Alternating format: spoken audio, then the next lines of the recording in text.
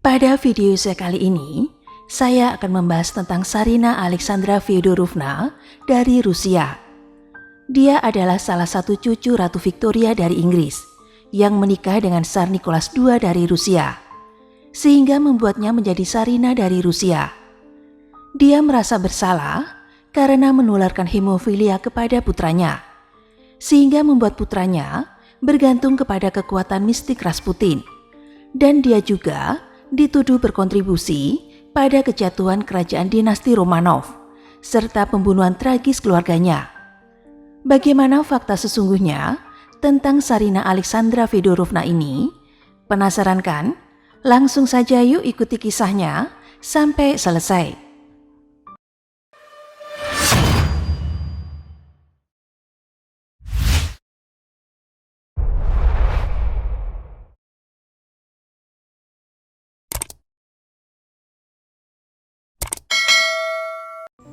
Terlahir dengan nama Alix Victoria Helena Louise Petri, yang lebih dikenal dengan nama Putri Alix dari Hesse. Alix lahir pada tanggal 6 Juni tahun 1872 di Istana Baru di Darmstadt, sebuah wilayah kadipaten yang saat itu merupakan bagian dari Kekaisaran Jerman.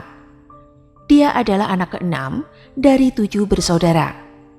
Ayahnya adalah Louis IV, Grand Duke of Hesse, sedangkan ibunya adalah Putri Alix dari Inggris, putri kedua Ratu Victoria dari Inggris. Alix dibaptis pada tanggal 1 Juli tahun 1872 di Gereja Lutheran Protestan. Ketika masih kecil, Alix digambarkan sebagai gadis kecil yang sangat cantik dan ceria. Dalam keluarganya, dia dijuluki sebagai matahari yang membawa kecerahan bagi keluarganya. Tetapi keceriaan itu tidak berlangsung lama. Ketika Alix berusia 6 tahun, wabah difteri menyerang sebagian besar keluarganya. Kakaknya Mary meninggal karena penyakit itu. Semua keluarga sangat terpukul dengan meninggalnya Mary. Alix merawat sendiri suami dan anak-anaknya yang terkena wabah difteri. Dia tidak menyerahkan perawatan kepada perawat dan dokter. Ketika Alix tampak kelelahan merawat suami dan anak-anaknya, dia menjadi sakit dan kesehatannya menurun dengan cepat. Alix meninggal pada tanggal 14 Desember tahun 1878 pada usia 35 tahun. Sepeninggal ibunya, Alix yang dulu selalu ceria tumbuh menjadi gadis yang pendiam. Dia dan saudara-saudaranya sering menghabiskan banyak liburan di Inggris bersama nenek mereka, yaitu Ratu Victoria, dan menjadi sangat dekat dengan sepupu Inggris mereka, yaitu Mary of Teck, yang biasa dipanggil dengan nama May. Alix adalah cucu kesayangan neneknya, dan Ratu Victoria mendorong percintaan antara Alix dengan sepupunya, yaitu Albert Victor, putra sulung Pangeran Edward, di mana Pangeran Edward adalah putra sulung Ratu Victoria yang kelak menjadi Raja Edward VII. Albert Victor diharapkan menjadi raja suatu hari nanti. Ratu Victoria berpikir bahwa Alix adalah permaisuri yang baik untuk Inggris. Albert Victor sangat menyukai Alix dan bahkan melamarnya. Tetapi Alix tidak membalas perasaannya dan menolaknya. Ratu Victoria sangat kecewa, tetapi menerima keputusan Alix sebagai indikasi kekuatan karakternya. Sebenarnya Alix sendiri lebih tertarik dengan seorang pangeran masa kecilnya, yaitu Pangeran Nicholas dari Rusia. Ketika itu pada tahun 1884, Alix menghadiri pernikahan saudara perempuannya Elizabeth, atau biasa dipanggil Ella, dengan Grand Duke Sergei Alexandrovich di Saint Petersburg. Pada pernikahan ini, Alix yang berusia 12 tahun bertemu dengan Grand Duke Nicholas yang berusia 16 tahun, keponakan mempelai pria dan pewaris tahta Kekaisaran Rusia. Pada usia 17 tahun, Alix kembali ke Rusia untuk mengunjungi saudara perempuannya Ella. Kunjungan panjang Alix ke Rusia membuat dirinya bertemu kembali dengan Nicholas. Dari pertemuan ini, hubungan persahabatan dengan Nicholas berkembang menjadi cinta, dan keduanya menyatakan, "Kami saling mencintai." Mereka mengukir nama mereka di kaca jendela di Istana Petrov. Nicholas menulis tanda jadiannya mereka dalam buku diarinya. Dia menulis, "Kami saling mencintai." Pada bulan Maret tahun 1892, ketika Alex berusia 19 tahun, ayahnya meninggal karena serangan jantung. Menurut penulis biografinya, yaitu Baroness Buchhoffeden, Alex menganggap kematian ayahnya sebagai kesedihan terbesar dalam hidupnya. Kehilangan ini mungkin jauh lebih besar bagi Alex, karena Grand Duke Louis IV adalah satu-satunya orang tua Alex yang tersisa sejak dia berusia 6 tahun. Setelah kematian ayahnya, saudara laki-lakinya, yaitu Ernest, menggantikan ayahnya menjadi Adipati Agung Hesse dan Rhine. Ratu Victoria menentang perjodohan dengan Nicholas. Dia secara pribadi menyukai Nicholas, tetapi dia tidak menyukai Rusia dan ayah Nicholas, dan khawatir Alex tidak akan aman di Rusia. Begitu juga dengan Alexander dan Maria Fedorovna, orang tua Nicholas yang sama-sama sangat anti-Jerman dan tidak menginginkan Alex sebagai menantu perempuannya. Ketika kesehatannya memburuk pada tahun 1894, ayah Nicholas, yaitu Tsar Alexander III, memutuskan untuk mengizinkan Nicholas menikahi Alex, sehingga Nicholas dapat mengamankan suksesi. Sedangkan ibunya Maria dengan enggan mengizinkan Nicholas melamar Alex. Nicholas sangat gembira dan segera melamar Alex. Terlepas dari cintanya pada Nicholas, Alex awalnya enggan menikahi Nicholas karena dia tidak ingin meninggalkan iman Lutheran yang selama ini dianutnya untuk bergabung dengan gereja Ortodok Rusia. Tetapi setelah melalui pemikiran yang panjang dan hasil diskusi dengan keluarga, dia memutuskan menerima lamaran Nicholas dan mereka pun segera mengadakan pertunangan. Pernikahan mereka akan menjadi pernikahan cinta sejati. Pada tanggal 1 November tahun 1894, Alexander III meninggal pada usia 49 tahun. Nicholas dikukuhkan sebagai Tsar baru, sebagai Tsar Nicholas II. Sebagai Tsar baru, Nicholas berjuang untuk memenuhi tugasnya, yang dimulai dengan merencanakan pemakaman ayahnya.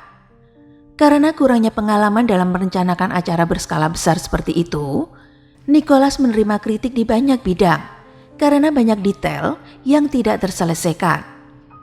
Pada tanggal 26 November tahun 1894, hanya 25 hari setelah kematian Tsar Alexander, masa bergabung diinterupsi selama sehari agar Nicholas dan Alex bisa menikah. Alex dan Nicholas menikah di Gereja Agung Istana Musim Dingin di Saint Petersburg.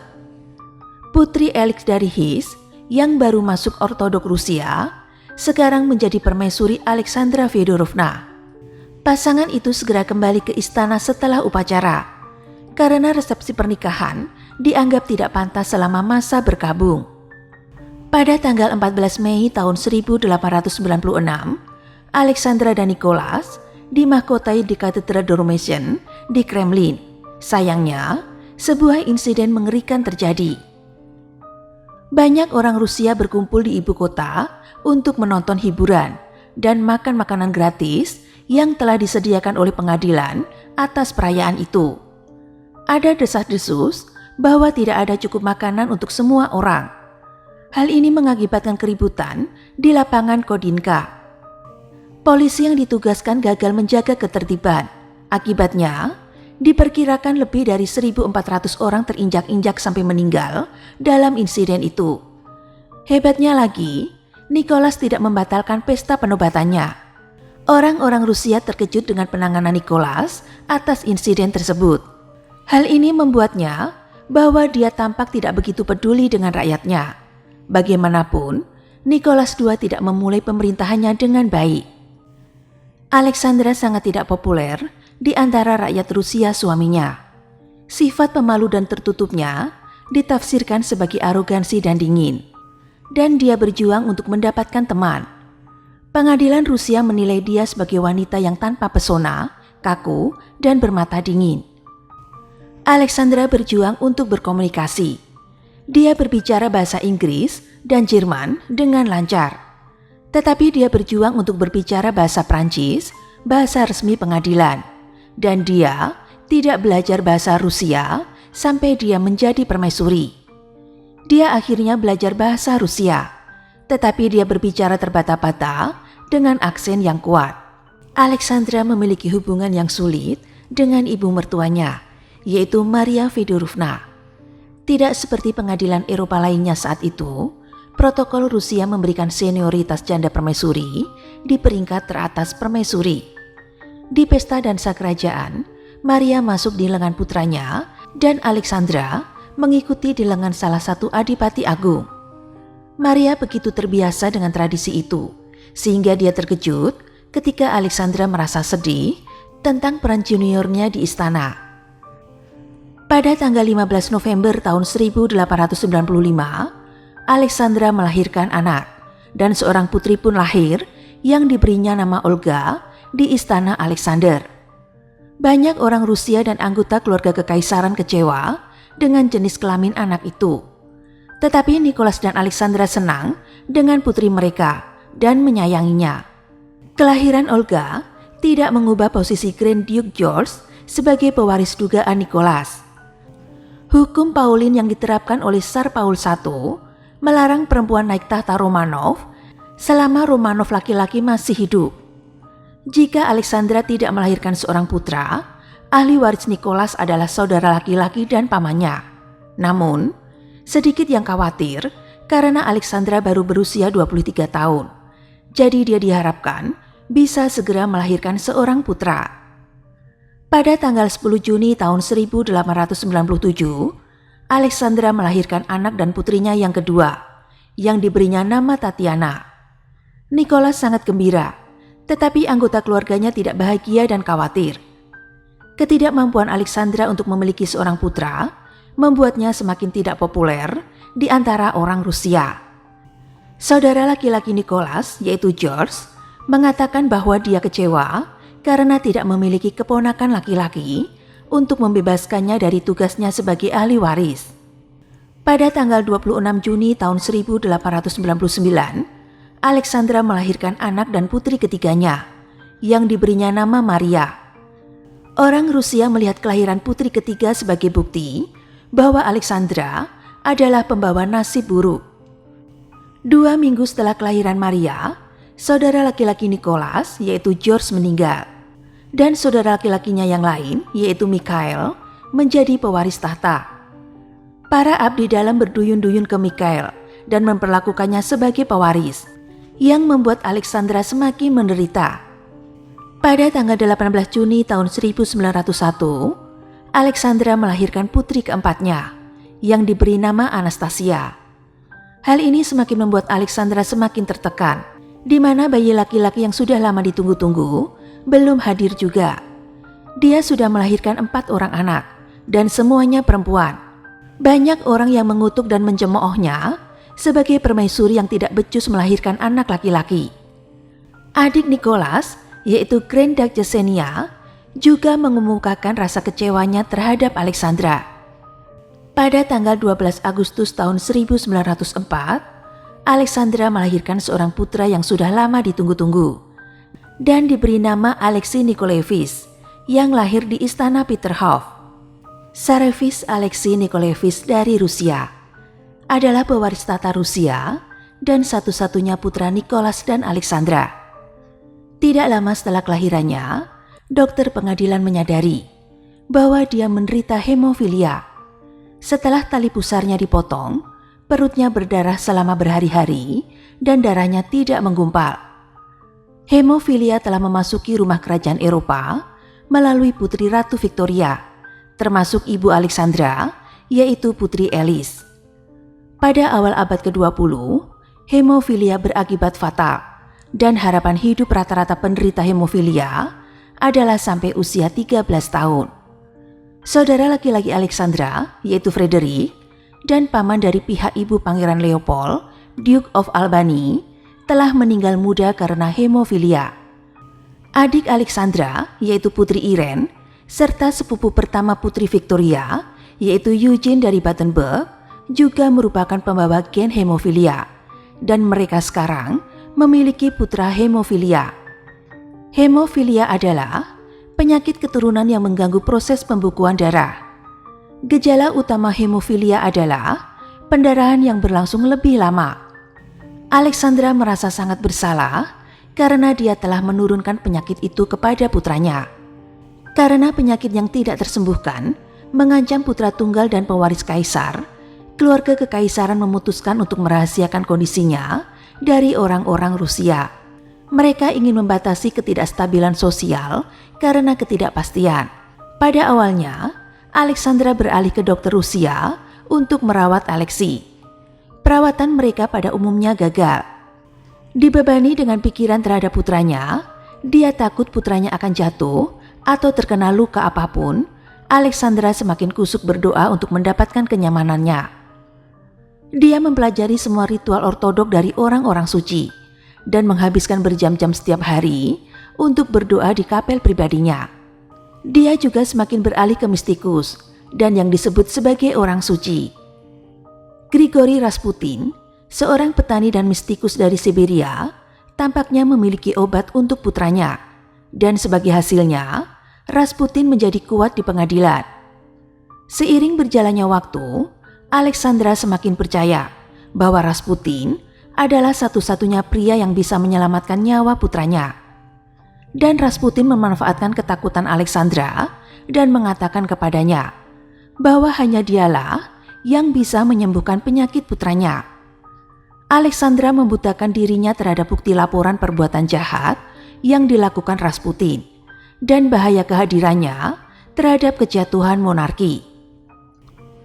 Nicholas juga sebenarnya menyadari kesalahan dan kejahatan Rasputin, tetapi dia merasa tidak berdaya untuk melakukan apapun terhadap pria yang tampaknya bisa menyelamatkan nyawa putra satu-satunya itu. Terbukti ketika Alexei sedang pendarahan hebat, Rasputin hanya meminta Alexei berdoa bersamanya. Setelah itu, Alexei akan sembuh dan sudah tidak mengalami pendarahan lagi. Sejak awal, anggota pengadilan saling bertukar gosip tentang Rasputin.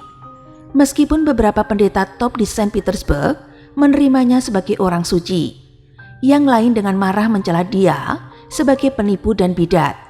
Kisah-kisah dari kehidupannya di Siberia terdengar di Saint Petersburg.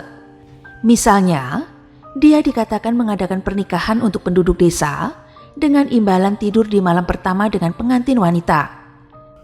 Dia tinggal di Saint Petersburg dengan 2 putrinya dan 2 pembantu rumah tangga, dan sering dikunjungi oleh orang-orang yang meminta restu, penyembuhan, atau bantuan agar bisa bertemu dengan Sarina. Wanita yang percaya dengan kehebatan supranatural Rasputin juga datang ke Rasputin untuk lebih banyak mendapat berkah pribadi dan menerima permintaan pribadi untuk tidur dengannya di kamar tidurnya. Rasputin suka mengkhotbahkan teologi unik bahwa seseorang harus terbiasa dengan dosa sebelum memiliki kesempatan untuk mengatasinya. Tidak ada yang percaya bahwa Rasputin bisa menyembuhkan Alexei. Jadi pejabat pengadilan bingung mengapa Alexandra begitu bergantung padanya. Pada tahun 1912, Alexei mengalami pendarahan yang mengancam jiwanya dengan luka di pahanya saat keluarganya berada di Spala di Polandia. Alexandra duduk selama berhari-hari di samping tempat tidurnya dan dia jarang makan atau tidur. Para dokter sudah menyerah dan seorang pendeta melakukan ritual terakhirnya. Dalam keputusasaan, Alexandra mengirim telegram ke Rasputin yang menjawab, "Tuhan telah melihat air matamu dan mendengar doamu. Jangan bersedih. Si kecil tidak akan mati. Jangan biarkan dokter terlalu mengganggunya." Yang mengejutkan para dokternya, Alexei dapat memulihkan kesehatannya dan berhasil selamat. Sejak saat itu, Alexandra semakin mengandalkan Rasputin dan percaya pada kemampuannya untuk meringankan penderitaan Alexei. Ketergantungan ini meningkatkan kekuatan politik Rasputin. Perannya di pengadilan secara serius merusak pemerintahan Romanov selama Perang Dunia Pertama. Perang Dunia I menempatkan apa yang terbukti menjadi beban tak tertahankan pada pemerintahan dan ekonomi Kekaisaran Rusia, yang keduanya sangat lemah. Kelaparan menjadi situasi sehari-hari bagi puluhan juta orang Rusia karena gangguan ekonomi perang. 15 juta orang yang semula menggarap pertanian dialihkan untuk maju berperang. Dan infrastruktur transportasi, terutama kereta api, dialihkan penggunaannya untuk membantu perang. Hal ini memperburuk kekurangan pangan di kota-kota, karena produk pertanian yang tersedia tidak dapat dibawa ke daerah perkotaan. Inflasi merajalela. Ini dikombinasikan dengan kekurangan pangan dan kinerja buruk militer Rusia dalam perang, sehingga menimbulkan banyak kemarahan dan keresahan di antara orang-orang di Saint Petersburg dan kota-kota lain. Keputusan Tsar untuk mengambil alih komando militer secara pribadi adalah bencana, karena dia secara langsung disalahkan atas semua kerugian. Relokasinya ke garis depan meninggalkan permaisuri yang bertanggung jawab atas pemerintahan, membantu meruntuhkan dinasti Romanov. Kinerja militer yang buruk menyebabkan desas-desus yang diyakini oleh orang-orang bahwa permaisuri kelahiran Jerman adalah bagian dari konspirasi untuk membantu Jerman memenangkan perang. Selain itu, dalam beberapa bulan setelah mengambil alih komando pribadi tentara, Tsar mengganti beberapa menteri yang cakap dengan orang-orang yang kurang cakap atas perintah permaisuri dan Rasputin. Rasputin dibunuh untuk mengakhiri campur tangannya dalam masalah politik pada tanggal 30 Desember tahun 1916. Di antara para konspirator itu adalah bangsawan Pangeran Felix Yusupov yang menikah dengan keponakan Nicholas II, Putri Irina dari Rusia, dan Adipati Agung Dmitri Pavlovich yang pernah dekat dengan keluarga Nicholas dan Alexandra. Musim dingin yang parah pada tahun 1916 hingga tahun 1917 pada dasarnya menghancurkan kekaisaran Rusia. Kondisi ekonomi memburuk dan kelaparan mencengkeram kota-kota. Akibat salah urus dan kegagalan perang membuat para prajurit melawan Tsar. Pada tahun 1917, Tsar menyadari bahwa Rusia tidak dapat berperang lebih lama lagi. Dan karena kereta api diperuntukkan untuk membawa pasukan ke garis depan, hanya ada sedikit kapasitas yang tersisa untuk membawa makanan ke kota-kota. Rakyat Rusia semakin marah dengan ketidakpedulian pemerintah terhadap penderitaan mereka. Upah anjlok, inflasi meningkat, layanan publik terhenti, dan jutaan orang terbunuh dalam perang yang tidak mereka inginkan. Pada bulan Maret tahun 1917, sekitar 200.000 pengunjuk rasa berkumpul di ibu kota Petrograd, sebelumnya Saint Petersburg, untuk memprotes kebijakan Tsar. Tsar Nicholas memerintahkan tentara untuk membubarkan kerumunan. Namun pada titik ini, sebagian besar tentara bersimpati terhadap tuntutan para pengunjuk rasa, dan dengan demikian hanya melepaskan tembakan ke udara atau bergabung dengan barisan para pengunjuk rasa. Masih ada beberapa komandan yang setia kepada Tsar yang memaksa tentara mereka untuk menembak ke kerumunan, sehingga menewaskan beberapa orang. Namun tembakan itu tidak menjadi penghalang bagi para pengunjuk rasa yang sudah berhasil menguasai kota dalam beberapa hari. Selama apa yang kemudian dikenal sebagai Revolusi Rusia yang terjadi pada bulan Februari hingga bulan Maret tahun 1917. Dengan ibu kota Petrograd sudah di tangan kaum revolusioner, Nicholas tidak punya pilihan selain turun tahta. Percaya bahwa dia entah bagaimana masih bisa menyelamatkan dinasti, Nicholas II menandatangani pernyataan turun tahta pada tanggal 15 Maret tahun 1917 dan menjadikan saudaranya, Grand Duke Mikhail, sebagai Tsar baru. Adipati Agung dengan bijak menolak gelar itu dan mengakhiri dinasti Romanov yang berusia 304 tahun. Pemerintah sementara mengizinkan keluarga kerajaan untuk tinggal di Istana Tsarskoye Selo di bawah penjagaan sementara. Beberapa para pejabat pun mulai memperdebatkan nasib mereka. Pemerintahan sementara tidak ingin mempertahankan keluarga di Rusia, terutama karena baik keluarga maupun pemerintahan provinsi berada di bawah ancaman kaum Bolshevik. Mereka percaya bahwa mantan Tsar dan keluarganya akan diterima di Inggris Raya dan memastikan bahwa penyelidikan sedang dilakukan. Terlepas dari kenyataan bahwa dia adalah sepupu pertama dari Nicholas dan Alexandra, Raja George V dari Inggris menolak mengizinkan mereka untuk mengungsi ke Inggris karena dia khawatir dengan ketidakpopuleran mereka di negaranya dan dampak potensi akan berbahaya terhadap tahtanya sendiri. Setelah ini, disarankan mereka untuk mengungsi ke Prancis. Namun meskipun pemerintah Prancis tidak pernah diminta, diplomat Inggris di Prancis melaporkan bahwa keluarga itu tidak mungkin diterima di sana. Karena selama perang, perasaan anti-Jerman begitu kuat di Prancis. Dan Alexandra secara luas tidak populer karena dia diyakini sebagai simpatisan Jerman. Pemerintah sementara dilaporkan sangat kecewa karena tampaknya tidak ada negara asing yang mau menerima keluarga tersebut dan terpaksa bertindak dan segera memindahkan mereka ke dalam negeri Rusia karena situasi keamanan yang menjadi semakin sulit. Pada bulan Agustus tahun 1917, keluarga tersebut dipindahkan ke Tobolsk di Siberia. Sebuah langkah yang dilakukan oleh pemerintahan Kerensky yang ditugasi untuk memindahkan mereka dari ibu kota karena kemungkinan bahaya.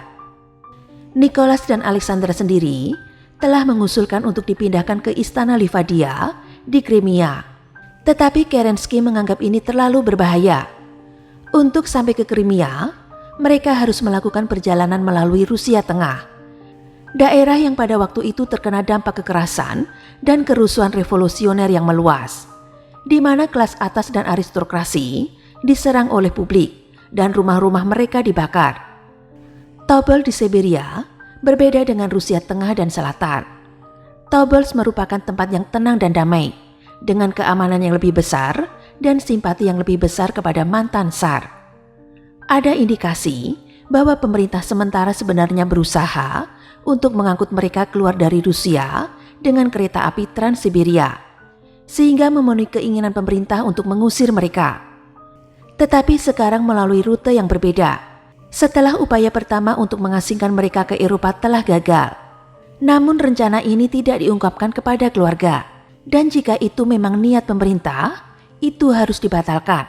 Karena kehadiran Bolshevik yang kuat di Ekaterinburg dan kota-kota lain di sepanjang jalur kereta api Trans-Siberia di timur Tobolsk. Dan karena itu, keluarga kerajaan melanjutkan ke tujuan resmi mereka.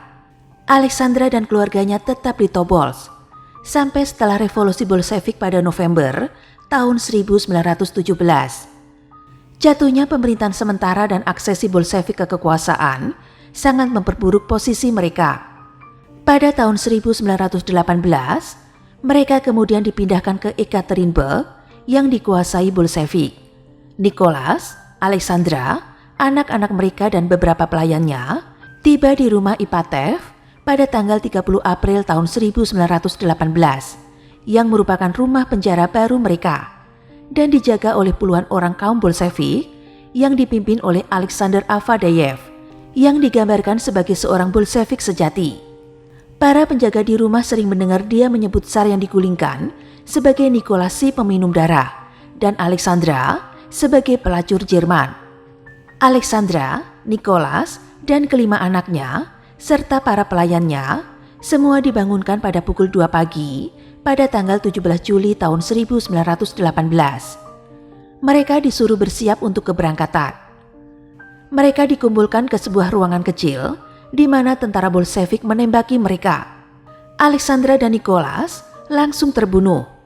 Tetapi yang lainnya, yaitu anak-anaknya dan para pelayannya, tidak seberuntung itu. Tentara menggunakan bayonet atau pisau tajam yang biasanya ada di ujung senapan untuk melaksanakan sisa eksekusi. Mayat-mayat itu dikubur di dua tempat terpisah dan dibakar serta ditutup dengan asam untuk mencegah mereka diidentifikasi. Pada tahun 1991, sisa-sisa 9 mayat digali di Ekaterinburg. Tes DNA selanjutnya mengkonfirmasi bahwa mereka adalah Nicholas, Alexandra, 3 putri mereka, dan 4 pelayan mereka. Kuburan kedua berisi sisa-sisa tubuh Alexei dan saudara perempuannya Anastasia tidak ditemukan sampai tahun 2007. Jenazah keluarga Romanov dimakamkan kembali di Katedral Peter and Paul di Saint Petersburg, tempat pemakaman tradisional Romanov. Itu tadi kisah tragis dari Alexandra Fedorovna, Tsarina terakhir Rusia yang dibunuh dengan kejam bersama anggota keluarganya di tangan kaum Bolshevik. Bagaimana menurut teman-teman? Apakah pantas keluarga kekaisaran dibunuh secara keji seperti itu? Silakan tulis pendapat teman-teman di kolom komentar. Terima kasih sudah mendengarkan cerita Adelisti pada hari ini dan tunggu cerita-cerita selanjutnya yang lebih seru.